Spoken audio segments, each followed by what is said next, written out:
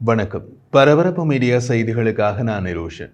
ஈரானிய வெளியுறவு அமைச்சர் அப்பாஸ் ஆராச்சி நேற்று சனிக்கிழமை ஈரானின் நட்பு நாடான சிரியாவுடன் பேச்சுவார்த்தை நடத்திய போது காசா மற்றும் லெபனான் ஆகிய இரு இடங்களிலும் போர் நிறுத்தத்திற்கான அழைப்பை புதுப்பித்து நிலைமையை சீராக்க விரும்புவதாகவும் குறிப்பிட்டார்.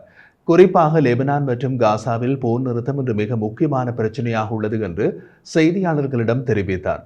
இது சம்பந்தமாக முயற்சிகள் உள்ளன. எமது அந்த முயற்சிகள் வெற்றி பெறும் என்று நாங்கள் நம்புகிறோம் என்றும் தெரிவித்தார். ஆகஸ்ட் 7 ஈரானிய ஆதரவு ஹமாஸ் இஸ்ரேலை தாக்கி 1200 பேரை கொன்று 251 பேரை பணிய கைதிகளாக பிடித்து காசாவில் போரை தூண்டி ஏறக்குறைய ஒரு வருடத்திற்கு பின்னர் ஆகஸ்ட் அவர் பதவியேற்ற பின்னர் டமாஸ்கஸ்க்கு அராச்சியின் முதல் பயணம் நடந்தது. ஆகஸ்ட் 7 இஸ்ரேல் மீது தாக்குதல் நடத்துமாறு ஹமாஸுக்கு உத்தரவிட்டதை ஈரான் தான். அப்போது ஈரானின் வெளியுறவு அமைச்சராக இருந்தவர் அவர்களது ஜனாதிபதியுடன் ஒன்றாக ஹெலிகாப்டரில் பறந்து ஒரேடியாக மேலே போய்விட்டார். இப்போது புதிய வெளியுறவு அமைச்சர் போர் நிறுத்தம் பற்றி பேசுகிறார். அக்டோபர் 8 இஸ்ரேல் மீது ஆயிரக்கணக்கான ராக்கெட்களை வீசச் சொல்லி லெபனானில் உள்ள ஈரானிய ஆதரவு இயக்கம் ஹெஸ்புல்லாவுக்கு உத்தரவிட்டதும் ஈரான் தான். அந்த மோதல் பெரிதாக மாறி இப்போது ஈரானிய தரைப்படைகள் லெபனானில் போர் புரிகின்றன. ஈரானிய உத்தரவுப்படி அக்டோபர் 7-8 இஸ்ரேலுக்குள் தாக்குதலை தொடங்கிய ஹமாஸ் ஹெஸ்புல்லா இரு இயக்கங்களின் தலைவர்களும் இஸ்ரேலிய தாக்குதல்களில் கொல்லப்பட்டனர். இருதரப்பிலும் பல முதன்மை தளபதிகள் மற்றும் துருப்புக்கள் இஸ்ரேலிய தாக்குதலில் கொல்லப்பட்டனர். காசாவிலும் லெபனானிலும் மில்லியன் கணக்கான பொதுமக்கள் இடம்பெயர்ந்துள்ளனர். ஆயிரக்கணக்கில் உயிரிழந்தனர். காசா தரைமட்டமாக காட்சியளிக்கிறது. லெபனான் தரைமட்டமாக மாறிக்கொண்டிருக்கிறது. இவ்வளவு விளைவுகளை ஏற்படுத்திய போரை தொடங்க உத்தரவிட்ட ஈரான் இப்போது போர் நிறுத்தத்திற்கு ஏற்பாடு செய்கிறது என்கிறார் அதன் வெளியுறவு அமைச்சர் அப்பாஸ் ஆராச்சி. இதற்கு போரை தொடங்காமலேயே விட்டிருக்கலாம். ஹமாஸும் ஹெஸ்புல்லாவும் தமது பலத்தையாவது இழக்காமல் இஸ்ரேலை மிரட்டிக் கொண்டிருக்கலாம். கடந்த மாதம் இஸ்ரேலிய எல்லையில் இருந்த ஹெஸ்புல்லாவை பின்தள்ளிவிட்டு குடியிருப்பாளர்கள் பாதுகாப்பாக வீடு திரும்ப வழி செய்வதாக சபதம் செய்ததால் இஸ்ரேல் ஹெஸ்புல்லாவுக்கு எதிரான தனது தாக்குதலை கடுமையாக தீவிரப்படுத்தியது. எனது டமாஸ்கஸ் பயணத்தின் நோக்கம் பிராந்தியத்தின் வளர்ச்சிகள் தொடர்பான ஆலோசனைகளை தொடர்வதே ஆகும் என்று வெளியுறவு அமைச்சர் அப்பாஸ் ஆராச்சி கூறினார். சிரிய தலைநகருக்கு அவர் பயணம் செய்வதற்கு முன் பெய்ரூட்டுக்கு சென்ற போது காசாவில் போர் நிறுத்தத்துடன் ஒரே நேரத்தில் ஹெஸ்புல்லா ஏற்றுக்கொள்ளக்கூடிய லெபனானின் ஒரு போர் நிறுத்தத்திற்கு ஆதரவாக குரல் கொடுத்தார். அதே நேரத்தில் அவரது கருத்துக்கள் ஈரானின் சுப்ரீம் தலைவர் அயத்துல்லா அலி கமேனியின் கருத்துக்களுக்கு முற்றிலும் மாறுபட்டது. அலி கமேனி ஈரானிய ஆதரவு இயக்கங்கள் போரிலிருந்து பின்வாங்காது என்று கூறினார். இஸ்ரேலிய பிரதமர் பெஞ்சமின் நேதன்யாகு விரும்புவதும் அதைத்தான்.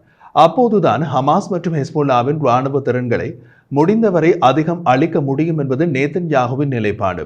அவருக்கு அந்த வசதியை ஏற்படுத்தி கொடுத்திருக்கிறார் ஈரானின் சுப்ரீம் தலைவர் அயத்துல்லா அலி கமேனி. தலைநகர் டெஹ்ரானில் உள்ள கிராண்ட் முசல்லா மசூதியில் பல்லாயிரக்கணக்கான மக்கள் முன்னிலையில் பேசிய அலி கமேனி தெற்கு இஸ்ரேலில் ஹமாஸ் நடத்திய அக்டோபர் 7 படுகொலைகளை பாராட்டி அவை தர்க்க ரீதியான மற்றும் சட்டபூர்வமான தாக்குதல்கள் என்றார். தொடர்ந்து பேசிய அலி கமேனி சமீபத்தில் இஸ்ரேல் பல ஹமாஸ் மற்றும் ஹெஸ்புல்லா தலைவர்களை கொண்ட பின்னரும் ஈரானிய ஆதரவு ஆயுத இயக்கங்கள் போரில் இருந்து பின்வாங்காது என்றார். ஏறக்குறைய 5 ஆண்டுகளில் தனது முதல் பொது வெள்ளிக்கிழமை பிரசங்கத்தில் இஸ்ரேலுக்கு எதிராக போரிடுவது பற்றி கமேனி அரபு மொழியில் பேசினார். தெற்கு லெபனானில் உள்ள ஹெஸ்புல்லாவின் நிலத்தடி உள்கட்டமைப்பின் பெரும்பகுதியை ஐடிஎஃப் சீல் வைத்துள்ளது என்று இஸ்ரேலிய இராணுவம் தெரிவித்துள்ளது. 98வது பிரிவின் கீழ் பராத்துருப்புகளின் படையணியின் ஜஹலோம் பிரிகேட் மற்றும் வடக்கு கட்டளைத்தள போர் பொறியியல் பிரிவு ஆகியவற்றின் படைகள் ஹெஸ்புல்லாவின் வத்மான் படைகள் பயன்படுத்தி 250 மீட்டர் நிலத்தடி சுரங்கங்கள் மற்றும் வசதிகளை அளித்தன. சிறப்பு பிரிவுகளுடன் ஒருங்கிணைக்கப்பட்ட சமீபகால எல்லை தாண்டிய நடவடிக்கைகளின் போது நிலத்தடி நெட்வொர்க் அடையாளம் காணப்பட்டு இதற்குள் தேடுதல் நடத்தப்பட்டது. ஐடிஎஃப் படைகள் தேடுதல் நடத்திய போது தரையடிய கட்டளை மையங்கள், தீவிரவாத போர் பொதிகள் மற்றும் பெரிய அளவிலான ஆயுதங்கள் ஆகியவற்றை கண்டுபிடித்து கைப்பற்றினார்கள்.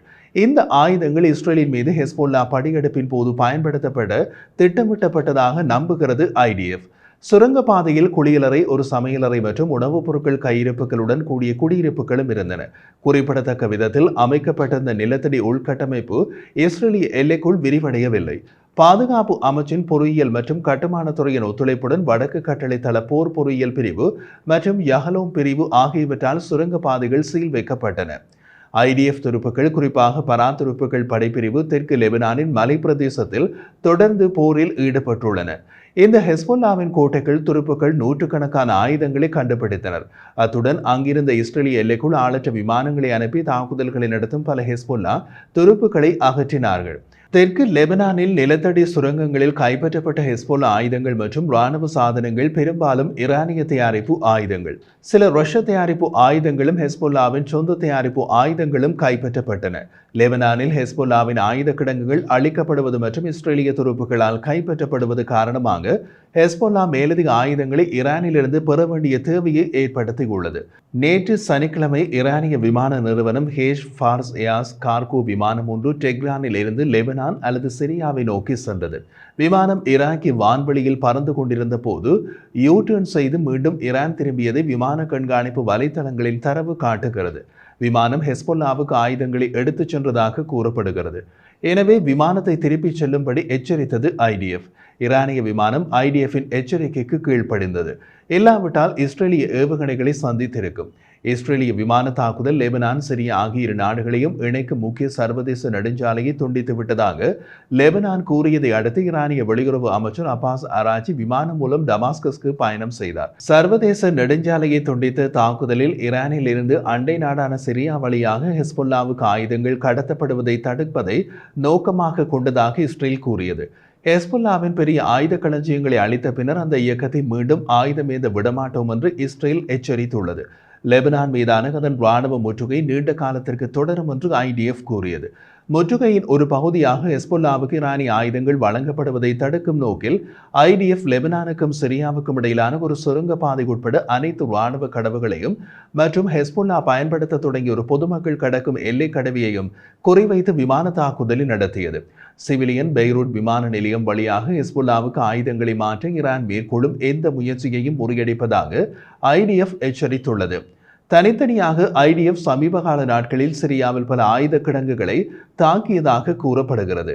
அவை ஹெஸ்பொல்லாவுக்கு வழங்கப்பட வேண்டிய ஈரானிய ஆயுதங்களை சேமிக்க பயன்படுத்தப்பட்டதாக நம்பப்படுகிறது. ஈரானிய ஆயுதங்கள் வெவ்வேறு நாடுகளில் இஸ்ரேலிய தாக்குதல்களால் எரிந்து கருக்குகின்றன.